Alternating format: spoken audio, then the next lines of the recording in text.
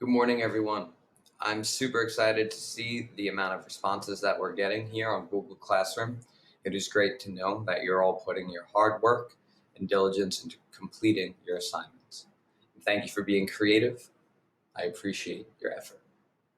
And one thing I want to address is I just want to say that it is super important that we read all the instructions and watch all the instructional videos. I know that sometimes we just want to get to the work, but because there is no class time and because email takes a back and forth to get an answer, it is important that you read all the instructions and watch all the instructional videos because I am taking my time to make them and the information will benefit you. All right. I'm also noticing an increased amount of work returned to me, which I appreciate. What I do want to address is that when you return all your work for the week on one day, it builds up on my side and it doesn't communicate to me that you're engaging every day. So please just try and take 5 minutes and check our Google Classroom every day. Let me know you're checking in by turning in your assignments, okay? Don't just do them, but turn them in so I can see that you're doing them on Google Classroom. And then I will update your pupil path, all right? So I want to answer some of these questions. Our first question is from Brianna. She's asking, how do you know what instruments are being used for the sounds? It's a good question. One way to find out is to look at the title of the clip that you're using. It'll end in a dot wave, but before that, it might say something like kitchen sink piano in G sharp minor. That'll tell you everything you need to know. The kitchen sink is just some kind of anecdotal comment about the piano sound, and then G sharp minor would be the key. Sometimes it'll be like bass drum beat. Sometimes it'll just say pulse.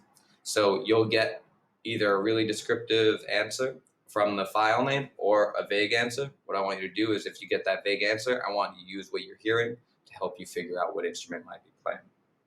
All right. Next on the list, we've got Richard. How can I make the music flow?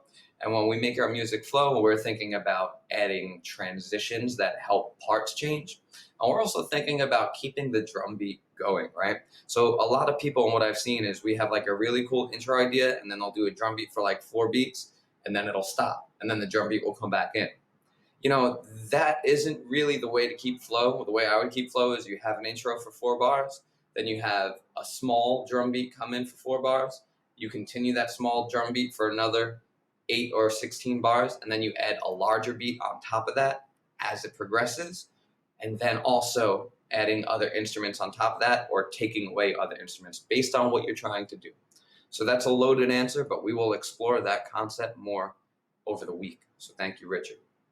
Kiara, the 3 components, I believe I listed them on Google Classroom, but just in case, you want a drum beat, you want a bass line, and you want a melody, okay? So you want some kind of groove to get movement going in your music. You want some kind of support to that groove, and then you want a theme or a main idea, which could be a piano, a vocal, any kind of synthesizer, anything you want, all right? Jessica, you're not the only person who asked this. I had another student, Queena, who asked about bad grades or extra credit opportunity. What I'm going to say is that I'm happy as long as you're doing the work and you're handing it in. If you're getting 80s, that's a good grade. I am just trying to use like levels of, the numerical grade isn't like judging you. It's trying to give you information based on what I heard in the song and what I think you can do to make it better.